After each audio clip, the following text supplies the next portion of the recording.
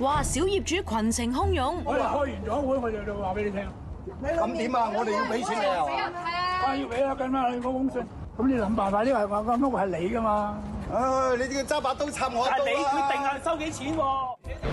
群起質詢法團主席，為嘅都係屋苑大維修再起風波。最近41年歷史嘅大埔宏福苑公佈要大維修，集資金額超過3億3千萬，由8座共1984戶攤分，每戶要俾成16至到18萬。我哋梗係有壓力啦，因為老人家啊嘛，擔心咯。不過最攞命嘅係，一直都冇話幾時要集資，突然通知你唔夠1個月後要交第一期，7個半月內要俾晒10幾萬全數，街坊都話好彷徨啊！係急㗎，我而家冇錢啊，真係。我嗰個單位17萬，就7個半月要交晒，個半2個月交一期，3萬幾喎。我係好驚，講老實真係，我亦冇錢俾。係好突然，因為完全都冇講過究竟發生緊咩事。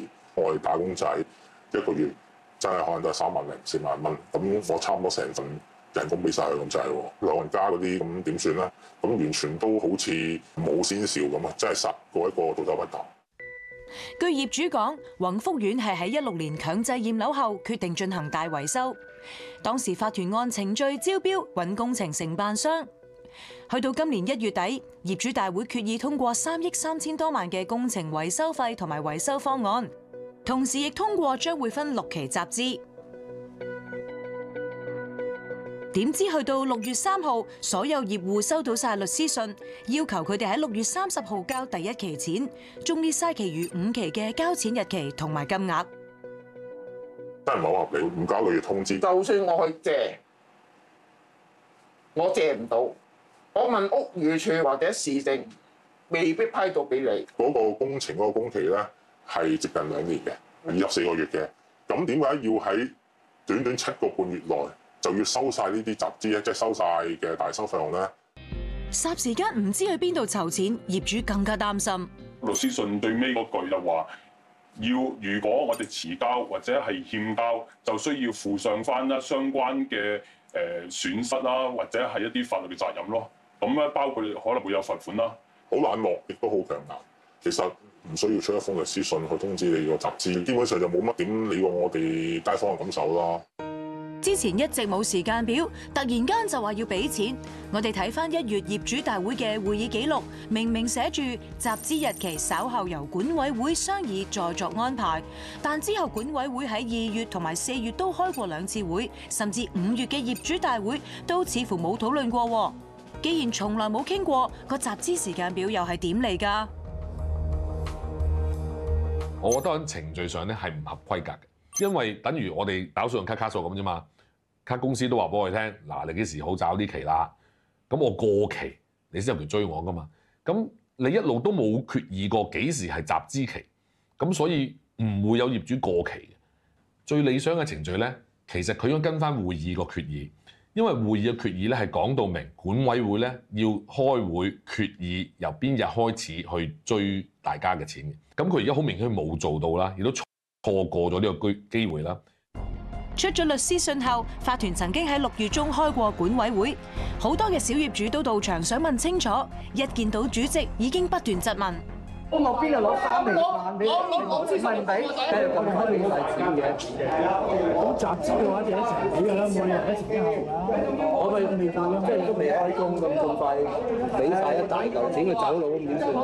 走佬就冇得傾嘅，法團有冇得走佬啊？全部屋苑嘅人第一期都俾唔到你㗎，你作為一間屋係你哋自己嘅，係咪？我知要諗咧，收緊咗好多年㗎咯喎，之前慢慢儲下儲下，你應該夠俾佢。如果有錢俾，唔喺度住啦。你諗下係咪？有錢儲到個錢，根本走咗啦。當時小業主要求旁聽會議，但係主席咁樣回應：話你冇意思㗎。點解冇意思啊？係啊，你係你係光明正大嘅，你光明正大你就應該俾人聽㗎嘛。你越係咁樣做咧，就係嘢係為書咯，黑車作業咯。但係法團代表都係冇俾佢哋入去，小業主拍晒門、敲晒窗，都不得要領。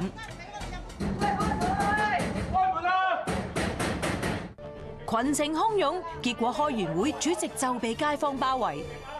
唔係我哋決定嘅，幾時收嘅喎？大家決定。我哋冇講過話6月30號嘅喎。你哋開會話係出嚟一啲都答唔到我哋。你講個 period 係幾耐喎？你究竟想點樣啫？你哋點做嘢啫？跟翻我律師信做嘢啦。幫我哋慳錢啊嘛，幫我哋散錢。當晚法團主席再三強調要跟律師信嚟做，不過事隔4日，業戶又收到通告，話第一期集資延至7月31號，整個嘅集資期亦由7個半月延長至10個月，即係每2個月交一期。其實我真係唔知佢究竟係用咩標準去定咯。咁但係我覺得一樣嘢咯，法團真係要以民為本咯。冇標準嘅。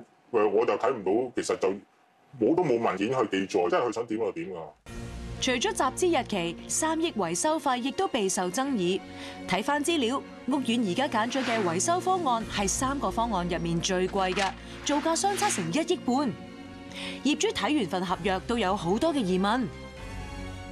大堂要80萬啦，咁仲有個地板咧，要70幾萬去做呢個地板咧嗰個翻新，同埋佢有好多項目咧貴為一個雜項啊，或者係一啲佢哋俗稱叫冧心啊。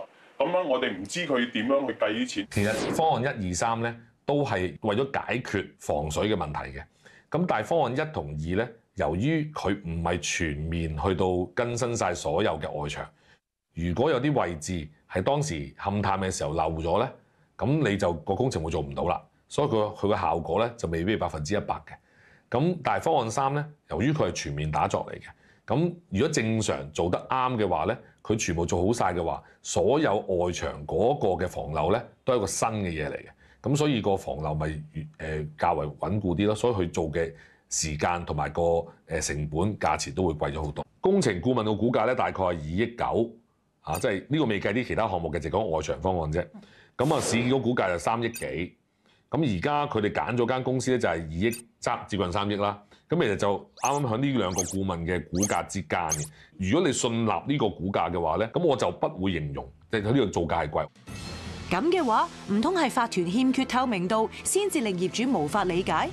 事實上，業主曾經收集過全屋苑5%嘅業主簽名，要求法團召開大會推翻方案，以至重選管委會。但係佢哋就話困難重重。因為法團唔單止質疑佢哋簽名嘅真確性，仲咁樣做。透過喺屋苑大堂嗰個電視頻道咧，就去發放一啲資訊，話呢班人居心叵測啊，令到佢唔敢再發聲，令到佢知難而退。出咗一封問卷，就俾晒我哋1984伙，話有人而家要召開業主大會，你哋同意定係唔同意去做？結果法團話有7成業主反對開會，最終都係開唔成。嗰啲數字我哋根本冇得核實嘅。我覺得唔合理咯，因為任何業主都好，佢都有權發聲嘅。如果有人依據法例附表3 1-2 5% 業主以上聯署要求主席召開一個業主大會，商討佢哋希望商討嘅事項咧，咁主席就要喺收到封信嘅14天之內發出通告，45天之內就要開咗呢個會佢。而主席係冇任何嘅理由去唔開呢個會。就住業主嘅質疑，我哋向法團了解，主席回覆我哋話，早喺律師信發出前10多日，佢哋已經向業主發出工作進度簡報，交代6月初將會發出集資通知書，並已顯示第一期嘅集資金額。表示由於部分業戶收到通知書後出現莫名其妙嘅反應，平衡大家所求後，順延集資期限。強調大維修項目及估算金額都係經過業主大會投票決定。亦已安排市建局嘅代表出席喺7月5號嘅解說大會，為業主提供更多申領津貼及貸款事宜。至於點樣釐定幾時收第一期、集資期幾長，主席就未有回應。